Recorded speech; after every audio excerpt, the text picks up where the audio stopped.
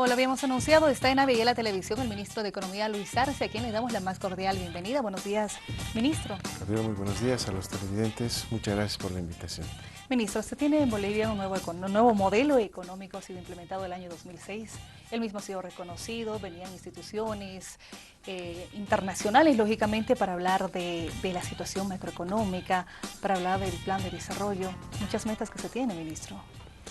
Evidentemente, desde el 2006 venimos implantando un modelo propio boliviano, hecho por bolivianos para la economía boliviana, con resultados sumamente positivos y especialmente en estos momentos en que hay una crisis internacional que se vive en los países desarrollados, un contagio a la economía china desde el año 2011 y también paulatinamente a países de América Latina, nuestros vecinos. El vecindario poco a poco se ha estado complicando, ¿no? Teníamos Argentina en problemas, teníamos Brasil, se ha ido sumando ahora el Perú, Colombia, en fin, todos los países empiezan a atravesar problemas y Bolivia lidera el crecimiento. Estamos ya 2 años con crecimiento más alto de la región y si todo está de acuerdo a lo previsto, este año también seremos por tercer año consecutivo y por cuarto año bajo el presidente Evo Morales, que Bolivia en estos 11 años seríamos la primera economía de mayor crecimiento en la región. Es algo que no deja de sorprender a muchos y que los bolivianos lo sentimos también, porque cuando viajamos al exterior, ahí uno puede evidenciar la crisis que se está viviendo en estos países y la tranquilidad que vive el país, que vivimos los bolivianos, por un nuevo modelo económico que, pese al contexto internacional que es negativo y que vamos a seguir enfrentando este contexto internacional negativo, Bolivia sigue creciendo, sigue avanzando y los indicadores siguen siendo positivos. La inversión pública ha sido un pilar fundamental, ministro, en este contexto adverso internacional, y ahora se pide la inversión privada también, una meta. Sin duda. Nuestro modelo ha hecho énfasis primero en la nacionalización de los recursos naturales, su redistribución entre la gente y esos recursos también dirigidos a la construcción de la nueva economía boliviana con industrialización bajo el motor, la locomotora del crecimiento que es la inversión pública, el Estado que empuja el crecimiento en el país y que lamentablemente en todos estos años no hemos visto una participación igualitaria, no hemos visto una reacción similar en el sector privado que tímidamente ha estado invirtiendo. Recibimos más, y esto es un dato interesante, recibimos más inversión extranjera que inversión de nuestros propios empresarios domésticos, nacionales. Y esto es importante porque eso demuestra que Bolivia sí es un país confiable, sí que tiene condiciones para invertir, por eso es que los otros inversionistas vienen a nuestro país, pero nuestros empresarios domésticos, muchos de ellos todavía de la vieja guardia, del viejo pensamiento, no han estado reaccionando como se esperaba. Sí hay que destacar, hay un grupo empresarial joven que se está empezando a destacar en varios rubros, softwares, productivos, en fin, en nuestro país, que viene exportando, que viene produciendo, que viene generando empresa, y que por supuesto el gobierno nacional ve con buenos ojos ese desarrollo, ese empresario moderno. ¿Cuánto se espera el promedio de la inversión privada? Bueno, ese es el desafío que ha lanzado el presidente.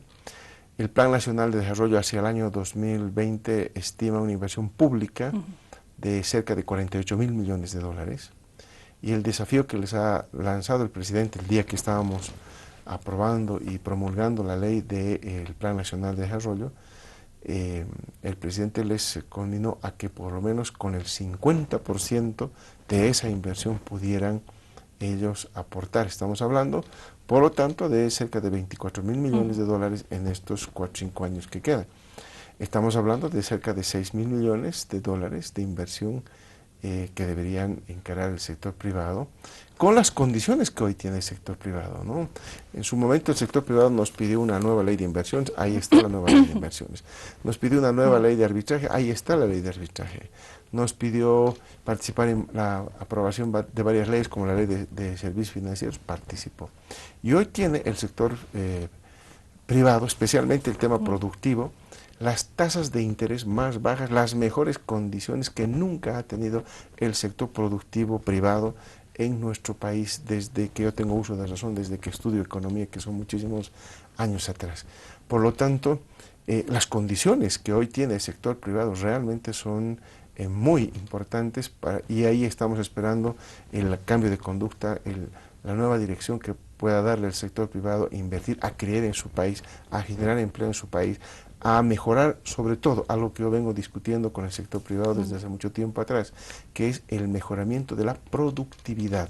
Bolivia tiene capacidad para mejorar la productividad, hay las condiciones, hay arancel cero para importar bienes de capital, en fin, tenemos todas las condiciones para que el sector privado pueda generar un buen clima de producción y generar empleo y sobre todo aumentar el Producto Interno Bruto de nuestro país. 6.000 millones por año. Más o menos. ¿Cuánto ha estado aproximado la tasa de gestión? Bueno, ha estado cerca de los 2.000 millones de acuerdo a cifras del INE, todavía soy escéptico con esa cifra, yo creo que ha sido un poco menor, estoy mirando 1.800, 1.500 millones de dólares que ha invertido así a ojo de buen cubero, pero las estadísticas que lanza el Instituto Nacional de Estadística, que no dejan de ser estimativas también, ha estado bordeando cerca de los 2.000 millones de dólares el año pasado, y es una cifra, tomando en cuenta que nosotros hemos invertido cerca de 6.000 millones de dólares, ¿no? Entonces, queda absolutamente claro que quien maneja, quien es la locomotora del crecimiento, es el sector público con la inversión pública y que posteriormente viene muy rezagado el sector privado cuando tiene todas las mejores condiciones. Inversión extranjera. Se habla de una inversión de India también, la China está dentro de ello. Bueno, hay mucha gente que quiere, y poco a poco está viniendo a Bolivia, ¿no? Unos escapándose del mal clima en Europa, otros escapándose del mal clima en nuestros vecinos, están aterrizando sus capitales a Bolivia lentamente, en la minería primero, luego en servicios, luego en hotelería, luego en turismo, en manufactura también hemos visto algunas inversiones privadas extranjeras que muestran un dinamismo interesante en el país. Y no desde ahora, desde hace bastante tiempo atrás, gradualmente hemos ido recibiendo. Es más, yo siempre hago esta comparación, cuando veo los montos de inversión extranjera bruta, por ejemplo, que hemos recibido nosotros en Bolivia, comparado con los periodos de capitalización, que eran los periodos más altos en que se recibía plata de afuera, en el periodo neoliberal, Bolivia hoy está recibiendo muchísimo más flujo de capitales que en el pasado neoliberal, cuando para ellos era la panacea, la solución para resolver el problema económico del país, la inversión extranjera. Para nosotros es un elemento más. Está el sector público como el principal motor, está el sector privado doméstico y adicionalmente, por supuesto, la inversión extranjera, que no la desechamos, que más bien tiene las condiciones también para poder venir a Bolivia y mostrar ese potencial y coadyuvar para que Bolivia salga más rápidamente de la pobreza de lo que nosotros esperamos. Ministro, la capacidad del país en cuanto a los créditos. Hubo una polémica en determinado momento por los créditos chinos, si usted recuerda. Bueno, yo creo que son infundadas, ¿no? esas afirmaciones, muy ideologizadas, esas afirmaciones, porque cuando hablamos de tasas de interés fijas, por ejemplo, de 1, 2, 3% inclusive, fijas en un periodo de 15, 20 años, pagar una tasa de interés fija es mucho más conveniente que hoy tener, como tenemos con la CAF, por ejemplo, a 2,45, al 2,8% de interés, pero con tasa libre, es decir, con tasa de interés variable. Exacto. Y todo apunta a que de aquí a algunos años las tasas de interés en el mercado internacional van a subir. Por lo tanto, hoy que parece una tasa de interés atractiva con respecto al 3%, por ejemplo, dicen, bueno, estamos contrayendo deuda más cara, sí, pero cuando uno ve en el plazo del repago, que es lo que tiene que ver uno en la deuda, por eso digo que es ideologizado para mostrar que China está muy caro o que otros países pueden darnos tasas de interés muy caras ahora, pero si son tasas de interés fijas, hay una enorme conveniencia para el país porque sabemos exactamente cuánto vamos a pagar de aquí hasta que concluya el crédito. En cambio, cuando contraemos créditos con el BID, con el Banco Mundial, con CAF y con otros acreedores, los bonos internacionales también, por ejemplo, están sujetos a variaciones que se dan en el mercado internacional. Entonces, eso no se toma en cuenta. Yo creo que es un equivocado razonamiento, no es de nada, para nada financiero ese razonamiento, es más ideologizado, más a tratar de enlodar la buena gestión que estamos haciendo en el manejo de endeudamiento externo. Además está decir que hoy Bolivia tiene un 18% de coeficiente entre deuda externa, Producto Interno Bruto, que es uno de los más bajos de América Latina, y que con todo el plan que generamos para el Plan Nacional de Desarrollo, con 48.000 millones de inversiones, y que va a demandar un fuerte endeudamiento sin duda, no vamos a rebasar el 30% de endeudamiento cuando estemos acabando el periodo hacia el año 2020. Entonces, y se habla de un 50%, ¿no? Que uno podría endeudarse. Yo inclusive he visto a algunos opinadores hablar y cambiar de opinión. Decían que era 30%, luego yo les dije en una conferencia de prensa que eso es absolutamente absurdo, que no existe una sola teoría económica que nos diga que 30% es el máximo que un país debe tener, que en el peor de los casos se habla de un 40%. Inmediatamente este opinador, que está permanentemente en los medios de comunicación, inmediatamente subió en su próximo participación en los medios de comunicación al 40% automáticamente, sin ninguna fundamentación. Cuando se había pasado toda una mañana en un programa televisivo, en un canal en La Paz, hablando de que, fundamentando su 30%, y luego cuando yo le hago la crítica públicamente sube a 40%. Entonces, no hay una fundamentación. Yo debo lamentar la poca responsabilidad con lo que se ha manejado este tema, pero para los ojos de organismos internacionales, para ojos de académicos realmente profesionales de alto nivel, con mucha ética profesional, saben que lo que estamos haciendo es correcto y corresponde este endeudamiento que está dentro del marco sin condición, además, política. Eso decía el presidente Evo Morales cuando hacía referencia a ese tema. Usted que ha ido viendo, ministro, la forma en la que se procedían antes los créditos, ¿venían con una condición? ¿Intencionalidad? No solamente venían con una condicionalidad financiera, de normativas para contratación con los diferentes financiadores, sino sobre todo para apoyar ciertas políticas que los gobiernos bolivianos se comprometían a hacer. Ya están ahí, están los famosos memorándums de entendimiento, que son felizmente públicos, pese a que los gobiernos neoliberales han tratado de mantenerlos en absoluto secreto en nuestro país. Felizmente el Fondo Monetario Internacional los publicaba y los ha hecho públicos en su web, todos los comunicados. El único problema ahí es que están en inglés, y ahí están todas las cartas de intenciones que mandaban los diferentes gobiernos neoliberales en nuestro país, con todas las medidas que iban a asumir y que estaban enmarcados dentro del consenso de Washington: privatizaciones, modificaciones por ejemplo, en el tema educativo, en la ley educativa, las privatizaciones, que en nuestro caso se llamaron capitalizaciones, pero en realidad respondían a la lógica de la privatización, ajustes estructurales en cuanto a la reducción del sector público, más privilegios para el sector privado, en fin, todo eso estaba de acuerdo al condicionamiento que en ese momento se daba en el Fondo Monetario, el Banco Mundial, el Banco Interamericano de Desarrollo, para otorgar créditos no solamente a Bolivia, sino a todos los países que continuaban, que seguían los lineamientos y los condicionamientos de Washington. Estamos con el ministro de Economía, Luis Arce, en los estudios. Ministro, hablamos de la forma en la que se está manejando la economía. Estamos ya en la etapa de industrialización, es la meta, el inicio. Esto va a permitir réditos al país para dejar de ser extractivistas, que era una de las críticas que se tenían. Bueno, durante el neoliberalismo hemos sido extremadamente extractivistas y nadie decía nada, ¿no? Y nadie decía nada. Y son los mismos neoliberales que condujeron el país con esa política extractivista a la que ahora nos están criticando. Pero ahí se equivocan porque el gobierno nacional ya empezó la etapa de industrialización. Las dos plantas separadoras que tenemos ya funcionando en Bolivia, tanto la de Río Grande en Santa Cruz como la de Gran Chaco en Yacuiba, son una muestra del proceso de industrialización, porque eso da paso a la petroquímica que nunca tuvo el país y que hoy tiene ya las condiciones para ingresar a la misma. Segundo, nuestra planta de urea, que empieza a arrancar este año, es decir, transformar el gas y convertirlo en un fertilizante que va a ser utilizado en el sector agropecuario, y grandemente de la producción que nosotros pensamos hacer un 10-12% será para el mercado interno y va a saturar el mercado interno, y el restante va a ser para la exportación. Por lo tanto, diversificamos los productos de exportación que tenemos.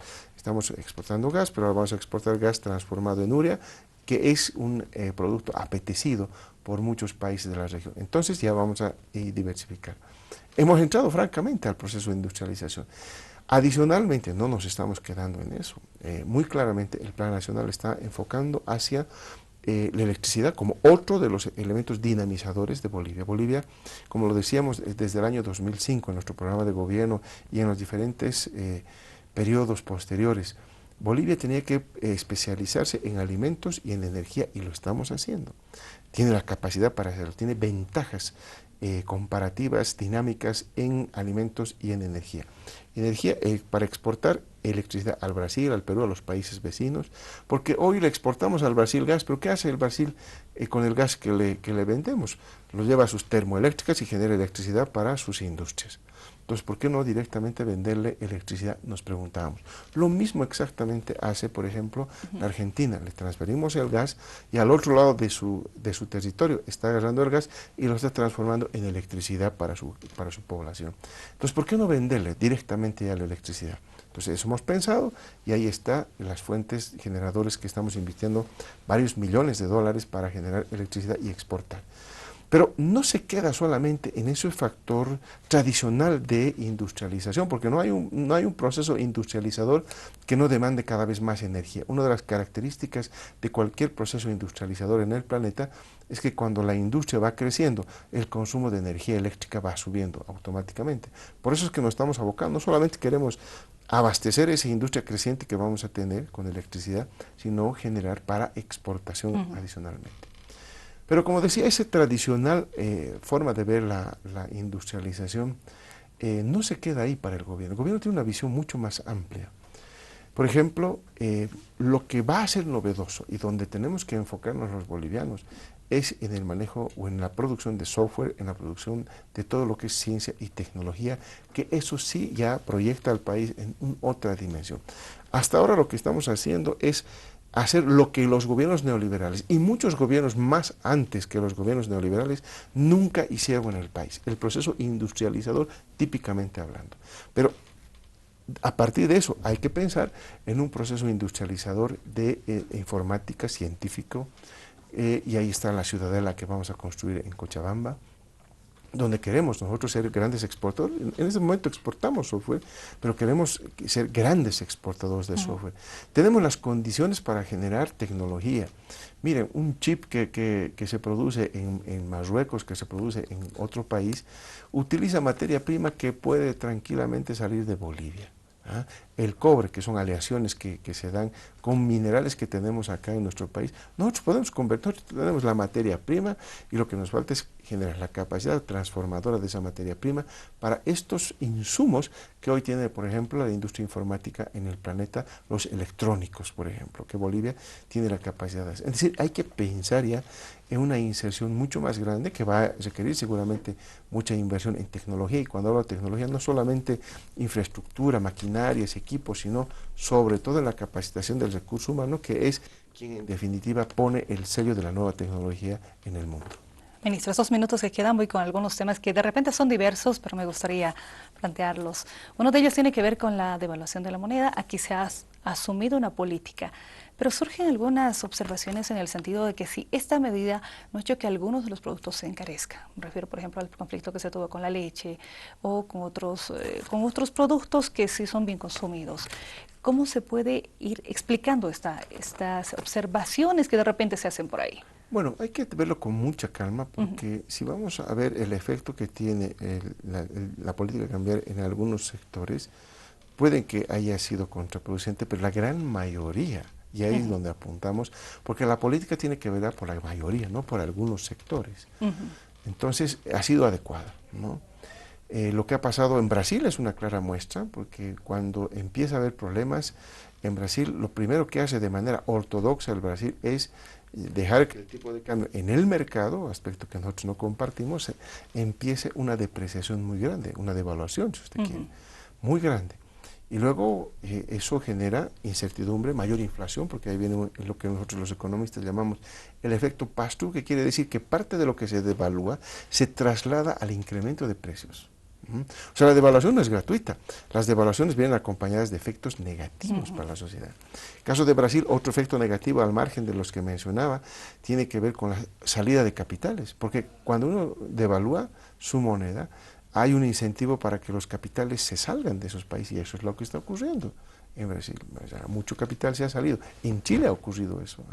Chile, que era un país durante muchos años considerado terriblemente aceptado por los capitales extranjeros, hoy se han escapado muchos capitales de Chile. ¿Por qué? Por las devaluaciones.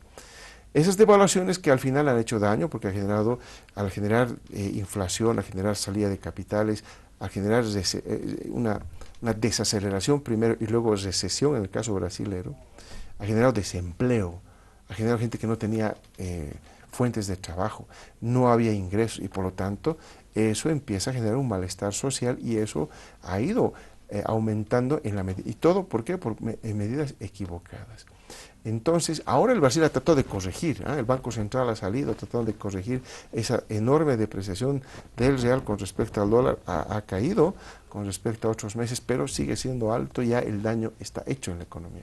Eso es lo que los economistas tenemos que tener mucho cuidado. Uno puede, cuando está aquí en los medios de comunicación, escribe artículos, puede decir muchas cosas, porque no asume ninguna responsabilidad sobre lo que puede ocurrir con la población, pero cuando nosotros, los economistas, estamos en función de gobierno y estamos con decisiones que puedan afectar, tenemos que pensar en todos esos efectos colaterales negativos que trae una simple y vulgar devaluación. Entonces hay que tener mucho cuidado. Creo que lo que hemos hecho hasta ahora no ha estado mal, porque esas correcciones que está viendo y el mercado internacional está coadyuvando, porque no había sido el dólar tan fuerte como pensaban cuando se asustaron y empezaron a devaluar. Hoy estamos viendo un Estados Unidos que no está con la potencia, con la musculatura de antes, está muy débil y esta es una de las crisis más largas que está experimentando Estados Unidos. Nos está dando la razón en que el dólar no era tan fuerte y están empezando a corregir los tipos de cambio, los mercados, y bueno, ahí ven, y es demasiado tarde porque el daño en las economías ya está hecho. Bolivia no ha pasado absolutamente nada por la política cambiaria que hemos mantenido. Otro tema, ministro, se va de los impuestos y se llevan los capitales al extranjero. Le digo textual, hubo hace días el tema del señor Samuel Doria Medina como ejemplo que se tomaba. ¿Qué pasa con este control? ¿No, el Estado no controla esta situación? Bueno, en este momento existe una libertad de movimiento de capitales en nuestro país.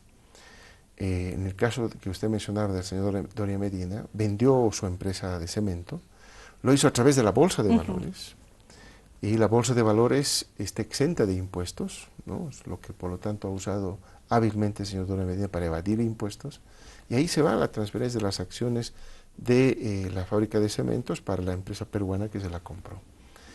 No hay ningún pago de impuestos, es un negocio entre privados, ahí el Estado no se mete, pero queda ahí el saborcito amargo de que un político boliviano que dice hablar de Bolivia, de que cree en Bolivia, de que quiere invertir en Bolivia, se lleva toda su plata afuera, no deja un centavo al país, centavos que ha ganado gracias al trabajo de los bolivianos, porque esa plata que hoy ha sido producto de la venta de la empresa cementera, ha sido el esfuerzo de toda la economía boliviana, incluido el Estado, que ha generado grandes inversiones, obras públicas, que ha demandado el cemento que generaba, que producía el señor Doria Medina, que le dio las ganancias y las utilidades que hicieron atractiva a la empresa peruana de comprársela la empresa. Un punto más, ministro, para ir cerrando la entrevista, su opinión sobre el tema de los paraísos fiscales. Es un tema muy delicado, muy delicado. Esto yo lo describí así, es como un Wikileaks, pero desde el punto de vista tributario, ¿no? Ahí se está empezando a abrir, gracias a la iniciativa de esta empresa alemana, todo este meollo de problemas que está dañando a mucha gente, que está poniendo en riesgo a mucha gente, y ha habido un primer ministro de Islandia que ha tenido que renunciar, ¿verdad? Lo que claramente implica que estaba pues defraudando al fisco. Es una conducta muy humana el no querer pagar impuestos y es una conducta antiética generar empresas fantasmas para camuflar pagos de impuestos y por lo tanto evitar más bien pagos de impuestos en los diferentes países. Eso es un hecho que, por ejemplo, yo en Colombia, cuando estuve para la reunión del Fondo Latinoamericano de Reservas, yo veía que el fiscal colombiano tomó la iniciativa de hacer la investigación sin que nadie le diga nada para ver quiénes están de Colombia metidos en este tema de los papers de Panamá, ¿no? Entonces yo creo que, bueno, nosotros hemos hecho a través del Servicio de Impuestos Nacional ya la solicitud de mayor información para ver quiénes son los que estarían comprometidos en este tipo de operaciones en estos paraísos fiscales, porque son varios. Está las Islas Caimán, las Islas Británicas, Bahamas, hay varios países que conforman estos paraísos fiscales donde se operaban, donde se constituían empresas en Panamá, se iban a operar en estos países con empresas constituidas ahí y facturaban o no facturaban por servicios que prestaban o no prestaban, y de pronto eso conducía a la defraudación fiscal porque habían pagos de las empresas desde sus países hacia estas empresas inexistentes en realidad, que hacían que el impuesto a las utilidades y otras sean más bajos que de lo que realmente deberían haber pagado. Entonces, este es un tema sumamente delicado. Como le decía, es como un Wikileaks, pero de tema tributario que yo creo que va a tener secuelas en todo el mundo. Ministro, muchas gracias por habernos acompañado. Un placer.